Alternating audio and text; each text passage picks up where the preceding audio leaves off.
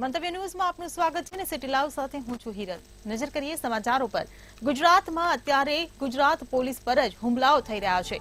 બુટલેગરોનો ત્રાસ સતત વધી રહ્યો છે। અમદાવાદના કુબેરનગરમાં પોલીસ કર્મી પર હુમલાની ઘટના સામે આવી છે। ડી સ્ટાફમાં ફરજ બજાવતા પોલીસ કર્મી રમેશસિંહ પર જીવલેણ હુમલો કરાયો હતો। આ હુમલો મહિલા બુટલેગર ગાયકવાડના પુત્રએ કર્યો હોવાનું સામે આવ્યું છે। ત્યારે પોલીસ કર્મીને સારવાર અર્થે ખાનગી હોસ્પિટલ ખાતે ખસેડાયો છે। તેમજ આ મામલે પોલીસે ફરિયાદ નોંધી તપાસ હાથ ધરી છે।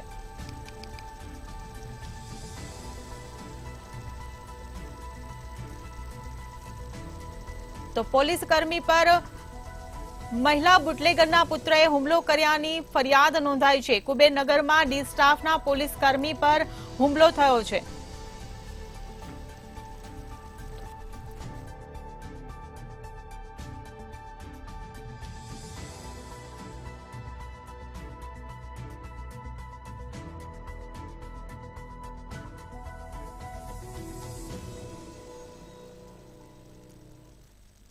તો અમદાવાદમાં પોલીસ કર્મી પર હુમલો થયો હોવાની ઘટના સામે આવી છે। મહિલા બુટલેગરના પુત્રએ જ હુમલો કર્યો હોવાનો ખુલાસો થયો છે।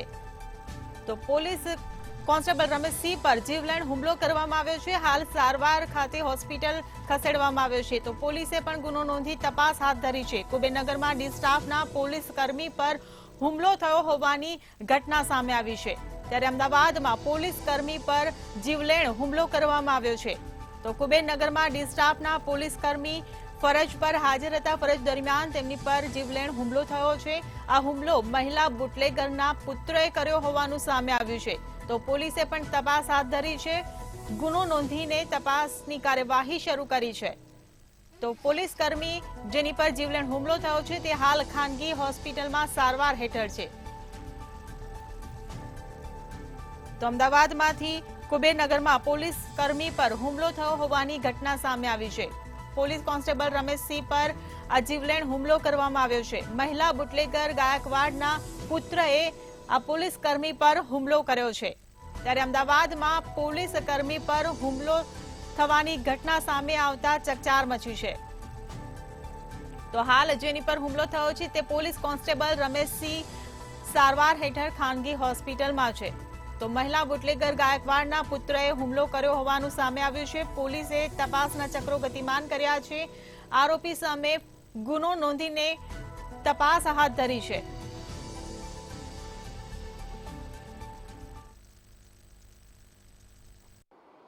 जी बिल्कुल थी जो बात કરવામાં આવે તો અમદાવાદના સરદારનગરમાં બુટલેગરો બેફામ બન્યા હોય તેવું સ્પષ્ટપણે લાગી રહ્યું છે। સરદારનગરમાં નોકરી કરતા રાજેન્દ્રસિંહ કે જો છેલ્લા ઘણા સમયથી સરદારનગરની કુબેરનગર પોલીસ ચોકીમાં ફરજ બજાવે છે તેમને બાતમી મળી હતી કે અનઅધિકૃત રીતે જે બુટલેગરો છે તે બુટલેગરો દ્વારા ગેરકાયદેસર રીતે દારૂ છે તે દારૂ કુબેરનગરની અંદર આવેલા વાસમાં છે તે વાસમાં લાવવામાં આવ્યું છે। તેના પગલે રાજેન્દ્રસિંહ છે તે રાજેન્દ્રસિંહ રેડ પાડવા માટે ત્યાં પહોંચ્યા હતા અને ત્યાં આગળ તેમને વિદેશી બિયરનો જે જથ્થો છે તે જથ્થો મળી આવ્યો હતો। જો વાત કરવામાં આવે તો બુટલેગરની પૂછપરછ કરતા બુટલેગરના પરિવારજનો દ્વારા જે રાજેન્દ્રસિંહ પોલીસ કર્મી છે તેમની ઉપર હુમલો છે તે હુમલો કરી દેવામાં આવ્યો હતો અને સાથે જ તેમનું માથું પકડીને દિવાલ ઉપર પછાડ્યું હતું અને સાથે જ તેમને મૂઢ માર છે તે મૂઢ માર માર્યો હતો। સમગ્ર બનાવની જાણ સરદારનગર પોલીસને થતાં સરદારનગર પોલીસનો ડી સ્ટાફ છે તે ડી સ્ટાફ ઘટના સ્થળ પર પહોંચી ગયો હતો અને સાથે જ જે 4 લોકો છે તે 4 લોકો વિરુદ્ધ છે ગુનો છે તે ગુનો નોંધવામાં આવ્યો હતો। પરંતુ જે પ્રમાણે વાત કરવામાં આવે તો જે પ્રમાણે સરદારનગરના પોલીસ કર્મી રાજેન્દ્રસિંહ દ્વારા જે રેડ કરવામાં આવી હતી ત્યારબાદ બુટલેગરોની ક્યાંક ને ક્યાંક હિંમત છે તે હિંમત ખુલી હોય તેવું સ્પષ્ટપણે લાગી રહ્યું છે। જો વાત કરવામાં આવે તો રાજેન્દ્રસિંહને માથાના ભાગે અને પાછળના ભાગે ફ્રેક્ચર છે તે ફ્રેક્ચર થયું છે। હાલ તેમને હોસ્પિટલમાં સારવાર અર્થે ખસેડવામાં આવ્યા છે। પરંતુ ક્યાંક ને ક્યાંક સરદારનગરમાં જે બુટલેગરો છે તે બુટલેગરો બેફામ બન્યા હોય તેવું સ્પષ્ટપણે લાગ્યું છે। જ્યારે પોલીસ કર્મચારી પર પણ હુમલો કરી દેતા બુટલેગરો ક્યાંક ને ક્યાંક બીતા નથી। એટલે કે જોવાનું એ રહ્યું કે હવે જે બુટલેગરો છે તે બુટલેગરોને ધરપકડ ક્યારે કરવામાં આવશે અને કડકમાં કડક જે પગલાં છે ક્યારે ભરવામાં આવશે। જી તો અમદાવાદમાં પોલીસ કર્મી પર હુમલો થયો હોવાની ઘટના સામે આવી છે। વિદેશી દારૂના જથ્થાને લઈને પોલીસ રેડ પર હતા। રેડ દરમિયાન આ બુટલેગરની પૂછપરછ જ્યારે કરવામાં આવી ત્યારે પૂછપરછ કરતા હુમલો કર્યો હોવાનું સામે આવ્યું છે। ત્યારે આ હુમલો કરનાર 4 શખ્સો સામે ગુનો નોંધવામાં આવ્યો છે। મહિલા બુટલેગરના પુત્રની આમાં સંડોવણી પણ સામે આવી છે।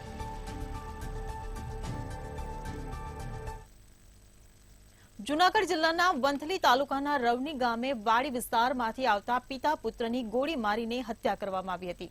કેટલાક અજાણ્યા શખ્સો દ્વારા જૂની અદાવતમાં પિતા પુત્રની હત્યા કરાઈ હતી। ત્યારે આ મામલે પોલીસે 7 શખ્સો સામે ફરિયાદ નોંધી હતી। એલસીબીએ તપાસમાં હુસેન અલારખા સાંત સહિત 7 શખ્સની ધરપકડ કરી હત્યામાં વપરાયેલ 4 હથિયાર જપ્ત કર્યા છે। હાલ ક્રાઇમ બ્રાન્ચે 7 આરોપીઓને ઝડપી પાડીને પૂછપરછ શરૂ કરી છે।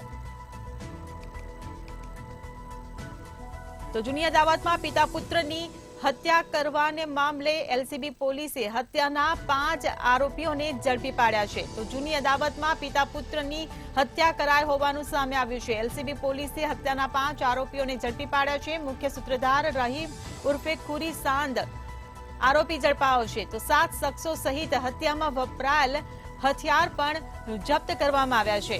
તો જૂનાગઢ રવની આ ઘટના જે સામે આવી હતી, પિતા પુત્રની ગોળી મારી હત્યા કરાઈ હતી। જૂની અદાવતમાં પિતા પુત્રની ગોળી મારીને હત્યા કરવામાં આવી હતી।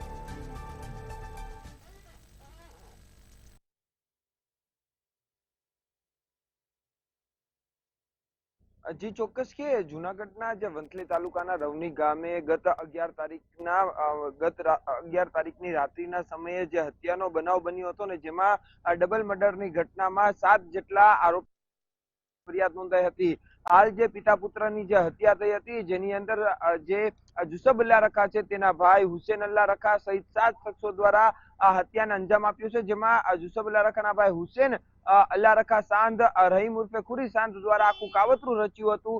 જેનું કારણ એ જ હતું કે 1 થી 1.5 વર્ષ પહેલા જે સલીમ સાંદની રવનીમાં હત્યા થઈ હતી અને જેમાં સલીમ સાંદની જે માહિતી આપી હતી તે અને તેના પિત્ર રફીક સાંદની હત્યા છે તે થોડા દિવસ પહેલા કરવામાં આવી હતી। જેમાં 7 શખ્સો દ્વારા હત્યાને અંજામ આપવામાં આવ્યો હતો।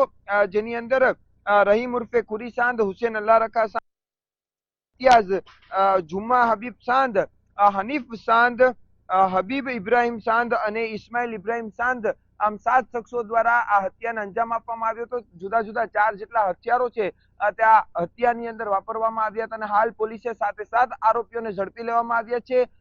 જે રીતે 4 જેટલા વેપન છે તે યુઝ કરવામાં આવ્યા છે। 1 કાર સહિત જે લાખોનો મુદ્દામાલ છે તે પોલીસે ઝડપી લીધો છે। હાલ જે મુખ્ય આરોપી છે રહીમ ઉર્ફે ખુરી અને હુસેન અલ્લા રખા સાંદ બંનેને જયપુર ખાતેથી પોલીસ દ્વારા ઝડપી લેવામાં આવ્યા છે અને હાલ આ 7 આરોપીઓ જે ઝડપાયા છે તેના ગુનાહિત ઇતિહાસ પણ ખૂબ જ ઊંડાણપૂર્વક હોય તેવી પણ હાલ માહિતી મળી રહી છે અને જુસબ અલ્લા રખા સાંદની ગેંગના માણસો હોવાનું પણ હાલ માહિતી છે તે મળી છે। હાલ આ 7 આરોપીઓને ઝડપીને જૂનાગઢ ક્રાઇમ બ્રાન્ચ દ્વારા પણ વધુ છે તે શરૂ કરી છે। જી તો રવની ગામની ડબલ મર્ડર કેસમાં તપાસ ચાલી રહી છે ત્યારે 5 આરોપીની ધરપકડ કરાઈ છે।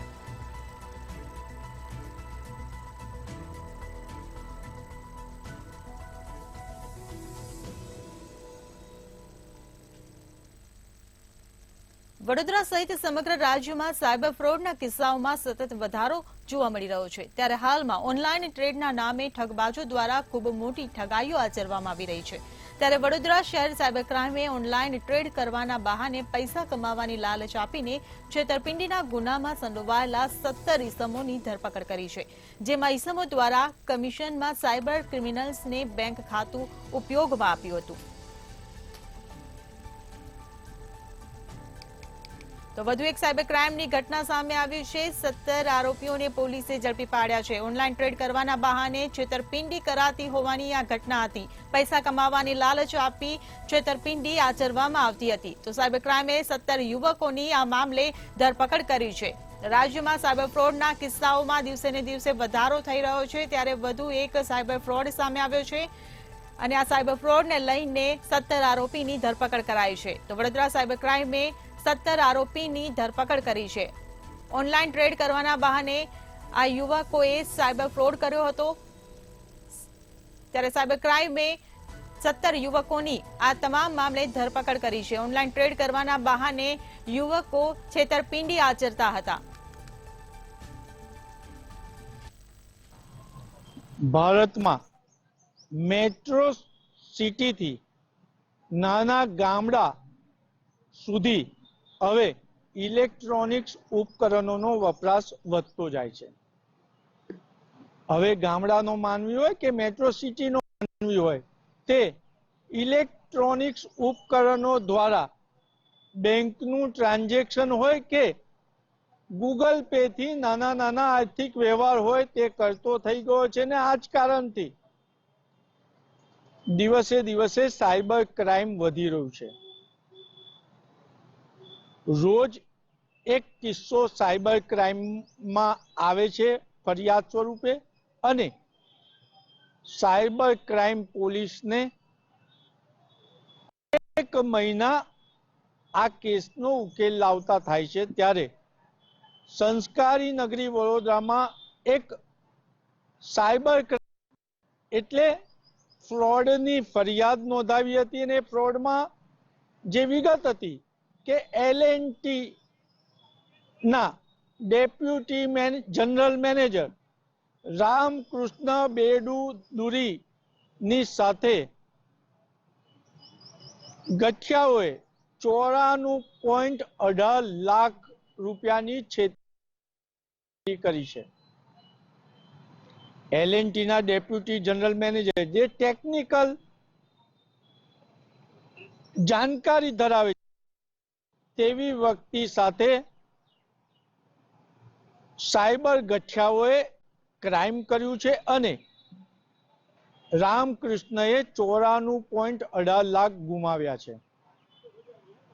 સમગ્ર વિગત જાણી લઈએ તો અંજલા શેર બજારની એક કંપની છે, અને એ કંપનીની ઓનલાઈન મેમ્બરશિપ આપી વોટ્સઅપ ગ્રુપમાં જોડવાનું અને આના આધારે એકાઉન્ટ અલગ અલગ જગ્યાએથી પૈસા મેળવવા, અને જ્યારે પૈસા આવી જાય ત્યારબાદ જે ગઠિયાઓ છે પોતાનો સંપર્ક બંધ કરી દેતા હોય છે.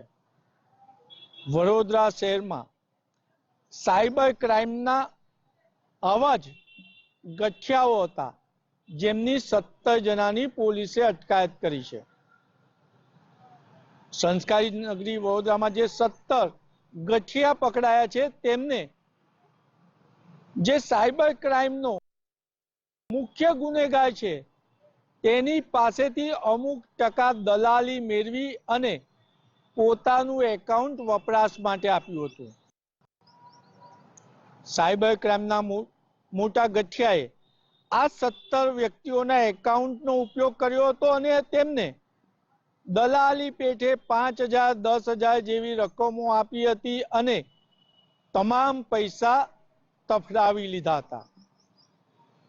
હાલ સાયબર ક્રાઇમ પોલીસે આવા 17 ગઠિયાઓની ધરપકડ કરી છે. 2 દિવસના રિમાન્ડ મેળવ્યા છે, કારણ કે હજુ મુખ્ય ગઠિયો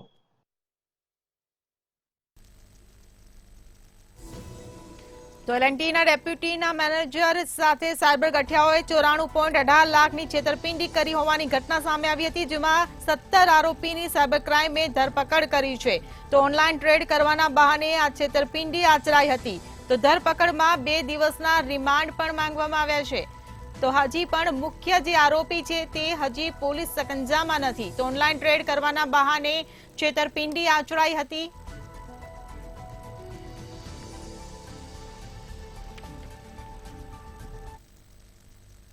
જામનગર શહેરના અંધાશ્રમ 1404 આવાસ ખૂબ જ જર્જરિત હાલતમાં જોવા મળ્યા છે. લોકો જીવના જોખમે આવાસમાં વસવાટ કરે છે, ત્યારે ભારે પવન અને વરસાદમાં કોઈ દુર્ઘટના સર્જાય તો જવાબદાર કોણ, એ એક સળગતો સવાલ છે. અને આ મામલે તંત્ર કોઈ નક્કર પગલાં લેશે કે કેમ, ત્યારે તંત્ર દ્વારા જર્જરિત આવાસ ખાલી કરવા અંગે નોટિસ પાઠવવામાં આવી છે. તો તંત્રની કામગીરી પર સવાલો ઉભા થયા છે. જામનગરમાં તંત્રની ઘોર બેદરકારી સામે આવી છે.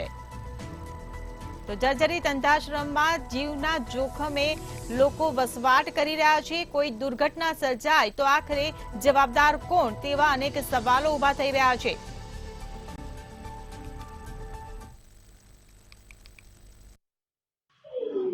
જી ચોક્કસ જણાવી દઉં કે જે જામનગર શહેરની અંદર જે 1404 જે આવાસ આવેલા છે તેમની જો હાલની સ્થિતિની વાત કરવામાં આવે તો જે જર્જરિત ઇમારતો છે, હું તમને સીધા દ્રશ્ય બતાવીશ કે જે જર્જરિત ઇમારતો છે તેમના સ્થાનિકોને પણ ઘણી તકલીફો પડતી છે. અવારનવાર સ્થાનિકો દ્વારા કહેવામાં આવે છે કે જે રજૂઆત કરવામાં આવી છે છતાં પણ જે તમે જોઈ શકો છો કે જે સીધી જ દ્રશ્ય તમને બતાવવા માંગીશ કે જે ખીલાસરી છે તેમ પણ બતાવવામાં આવી રહી છે, અને જે પ્રકારે અલગ અલગ જે આવાસ છે તેમાં જે પ્રકારે જે ખામી વર્તાઈ રહી છતાં પણ જે તંત્ર દ્વારા કોઈ કાર્યવાહી કરવામાં ન આવતી હોય એવું ક્યાંક ને ક્યાંક લાગી રહ્યું છે. સ્થાનિકો સાથે સીધી વાત કરીએ કે સ્થાનિકોને શું તકલીફ છે ને કેટલા સમયથી તકલીફ પડી રહી છે. ખાસ કરીને જે સ્થાનિકો છે તેમની સાથે જ વાત કરીએ કે કયા પ્રકારની રજૂઆત તમે કરી છે ને કઈ જગ્યાએ રજૂઆત કરેલી છે. અમારી 12 ઠેકાણે રજૂઆત કરેલી છે, બધા લેખિત આપ્યું છે કે ભાઈ અમે આવાસમાં અમને જેના પાસે અત્યારે ફાઇલ છે એ લોકોને તમે મકાન આપી દો તો અમે બધા મકાન ખાલી કરવા તૈયાર છીએ, બાકી ત્યાં લગીને અમે કોઈ ખાલી કરશું નહીં. તમે છેલ્લા કેટલા વર્ષથી રહ્યો છો?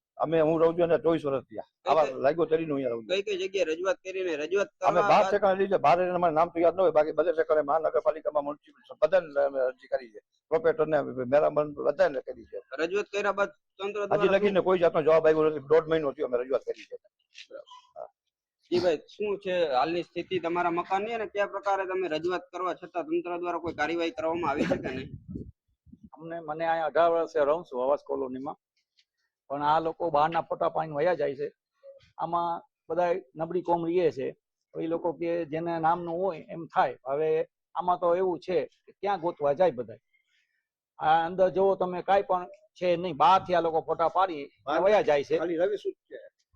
એટલે અમારી એક જ માંગ છે મકાનની, અમે મકાન આપો, પેલા ઓલી બાજુ પાડો, એ બાજુ બનાવો, પછી આ લોકોને ત્યાં શિફ્ટ કરો ને આ લોકોને અહીંયા શિફ્ટ કરો. કેવો ભય રહે છે?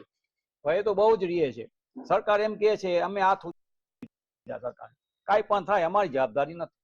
રિપેરિંગ કરવા, રિનોવેશન રિપેર માટે એ લોકોએ પેલા ફાઇલ અમને આપી હતી, ભાઈ અમે તમને રિપેર તમે તમારી રીતે કરાવી લ્યો. અમે અમારી રીતે કરાવવાના હતા, પણ આ લોકો એમ કહે છે કે નહીં, આ જર્જરી ગયું છે, પડવાની બીક રહેશે. વાવાઝોડામાં પોલીસ ખાતું આવીને તાત્કાલિક આવાસ ખાલી કરાવ્યું, એમાં પબ્લિક બીંગ બધે ભાગી ગયા હતા. તો ક્યાં એટલે સરકારે મોકો ઉઠાવી લીધો છે. અહીંયાની પબ્લિક નબળી છે. ખાસ કરીને બહેનો પણ છે, તો બહેનો સાથે પણ વાત કરીએ કે બહેનોને કેવી તકલીફ છે અને કયા પ્રકારે જે તકલીફ છે તો તેની સાથે તંત્ર દ્વારા શું કાર્યવાહી કરવામાં આવે છે. બેન, શું તકલીફ છે અને કયા પ્રકારે તમે અહીં રહેવા? મારું નામ મનીષાબેન વ્યાસ છે. અમે 94 માં રહી છીએ, પણ આ લોકોએ જયારે ખાલી કરાવ્યું, પોલીસ લોકોએ આવીને ઘરે ઘરે ખાલી કરાવ્યું, બરોબર માટે હવે કે છે તમે ખાલી કરો. નબળી પબ્લિક છે તો એ પબ્લિક જાય ક્યાં? અત્યારે જેને જમવાનું નથી મળતું, જયારે જલારામ નું લઈને જમે છે તો એ લોકો એના માટે તમે રહેવાની સગવડ કરી આપો. એ સગવડ થશે તો ખાલી કરશે, નકર પબ્લિક ખાલી નહીં કરે. બી ને પબ્લિક હાલી ગઈ છે, ઘણા ને હાર્ટ એટેક આવી ગયા છે, ઘણા એમને બીપી લો થઈ ગઈ છે, એવી રીતના હાલ્યા ગયા. તો એના માટે જવાબદારી કોણ લેશે? એના માટે તમે સરકાર અમને રહેવાની સગવડ કરી દો. એ લોકો એમ કે છે કે તમને રહેવાની સગવડ કરી દે, પેલા અમને લેખિતમાં આપો, પછી અમે કરી દેશે. અમે ખાલી કર્યા પછી તમે જવાબ નહીં દો તો અમે શું કરશે? કેને પકડશે? કોઈ સરકારી અધિકારી દેશે અમને રહેવા? એક ને જવાબ પબ્લિક ને નહીં આપે. એક યારે અમને સગવડ કરી દો. આ લોકો એમ કે છે કે અમે રહેવાનું નહીં આપીએ. રહેવાનું નહીં આપે તો પબ્લિક ખાલી કરશે નહીં. એમાં અમે તો હાવ કરશી જ નહીં. બીબી ને ભગાડવા વાળા પણ છે, આમાં ખાવા વાળા છે. એટલે એના માટે અમને પેલા રહેવાની સગવડ કરાવો, પછી ખાલી થશે. જી બેન, તમે છેલ્લા કેટલા વર્ષ કયા પ્રકારની તકલીફો પડે? અમે 5 વર્ષથી આવાસમાં રહી છે, ભાડે રહી છે, અમે ભાડે મકાનમાં રહી છે. અમે પછી ખાલી કરશો તમે ક્યાં જાશો? પછી આ પબ્લિક ક્યાં જશે? આટલી બધી અમે તાત્કાલિક તો ખાલી કરીને અમે ક્યાં જાશો? પછી અમારે આ સગવડ દેશો રહેવાની તો અમે જાશો ને. જેના ઘરના મકાન છે એને તો આપવું પડે ને, મકાન તો દેવું પડે ને. ભાડે દેશો તો ભાડે જ્યાં દેશો તો એને મકાન તો આપવું પડે ને. બેન, શું કહેશો કે જે આવાસ જર્જરિત ઇમારતો છે? અમે એકલા રહી છે, બાઈ માને ક્યાં કમાવા જાય? ઘરવાળા નથી, કે ભાડે રહી છે. મકાન દઈ તો જાય તો ઘરના તો મળે કે ના મળે? અમે ભાડે જ રહી. જી ચોક્કસ, જે સ્થાનિકો છે તેમના દ્વારા પણ જે વાત કરવામાં આવે છે, અલગ અલગ રજૂઆત કરવા છતાં તંત્ર દ્વારા કોઈ નક્કર પગલા લેવામાં આવતા નથી. અને જ્યારે જે વાવાઝોડાની સ્થિતિ હાલ જે પ્રી મોન્સૂન કામગીરી પણ ચાલુ છે, અને જે થોડા સમય પહેલા જે મુંબઈમાં જે ઘટના બની છે તે પ્રકારની ઘટના પણ બની શકે છે, તો તંત્ર દ્વારા જે નક્કર પગલા લેવા જરૂરી છે. સાગર સંઘાણી, મંતવ્ય ન્યૂઝ, જામનગર. તો જામનગરમાં જર્જરિત ઇમારતોમાં જીવના જોખમે લોકો વસવાટ કરતા હોવાથી તંત્ર સવાલોના ઘેરામાં આવ્યું છે.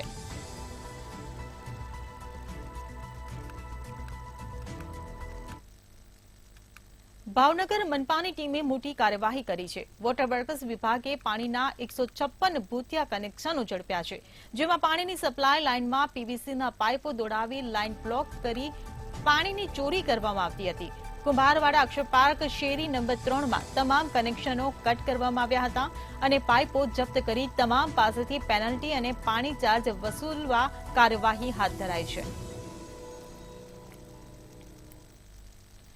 તો પાણી ચોરી કરાતા મનપાની લાલ આંખ મહાપાલિકાએ કનેક્શનો કટ કરતા ખળભળાટ મચ્યો છે.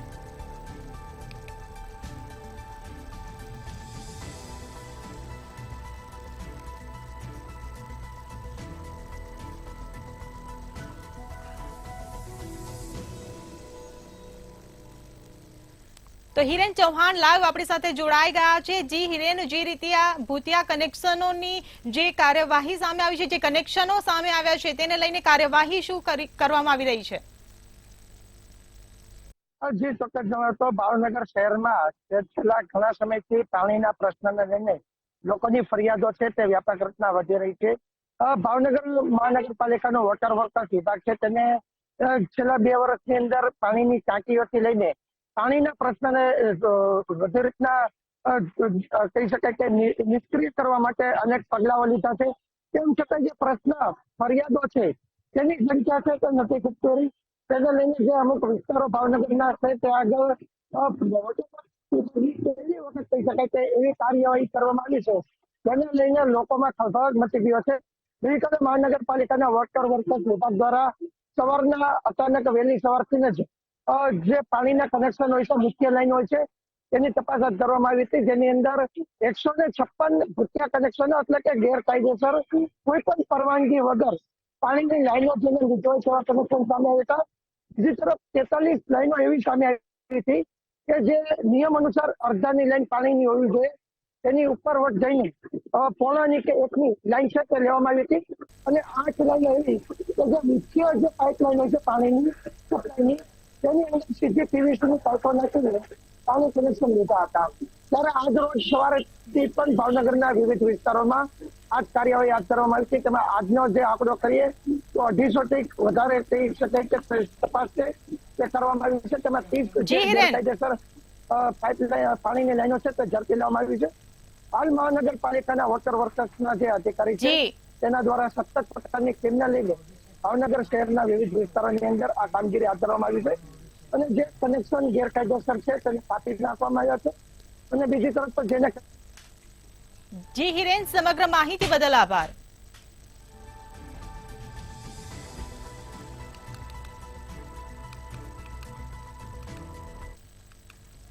સુરતમાં મૌલવી અબુ બકરની ધરપકડ બાદ તપાસ તેજ કરાઈ છે. ત્યારે ક્રાઇમ બ્રાન્ચે કટ્ટરવાદીઓના હિટ લિસ્ટના ઉપદેશ રાણાનું સ્ટેટમેન્ટ લીધું હતું. ઉપદેશ રાણાએ સ્ટેટમેન્ટ સાથે છેલ્લા 1.5 વર્ષથી મળી રહેલી ધમકીનું રેકોર્ડિંગ પણ પોલીસને આપ્યું હતું, જેમાં સુરેશ રાજપૂત, ઉપદેશ રાણા અને નિશાંત શર્માને ગ્રુપ કોલ દ્વારા હત્યાની ધમકીઓ મળી હોવાનું જણાવ્યું હતું. સાથે ઉપદેશે પોલીસ પાસેથી વધુ સુરક્ષા આપવા માંગણી કરી હતી. આ મામલે વધુ રિમાન્ડમાં સ્ફોટક વિગતો બહાર આવવાની શક્યતા છે, તેમજ અન્ય રાજ્યની પોલીસનો પણ પૂરતો સહકાર છે.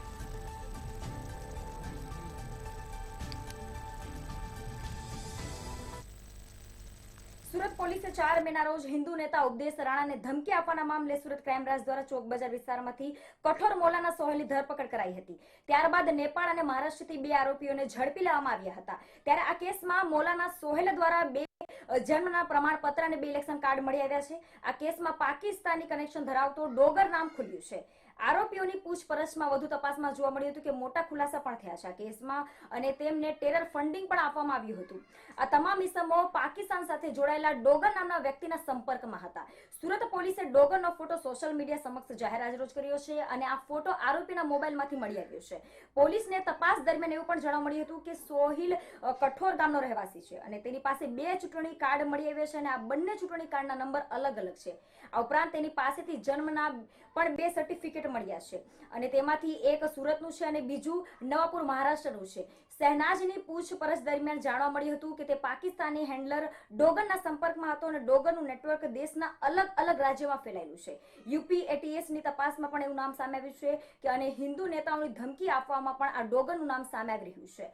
શહેનાઝ લોકોને ધમકી આપવા માટે અલગ અલગ 17 વર્ચ્યુઅલ મોબાઈલ નંબરનો ઉપયોગ કરતો હતો અને 42 ઈમેલ આઈડી પણ તેના સાગરીતો લોકોને ધમકી આપવામાં ઉપયોગમાં લેવામાં આવતો હતો તેવું પોલીસના ધ્યાનમાં આવ્યું છે. આ તમામ ની જે તપાસ હાલ ચાલી રહી છે અને વાત કરવામાં આવે તો આ તપાસમાં 3 આરોપીની અત્યાર સુધી ધરપકડ કરવામાં આવી છે અને તપાસ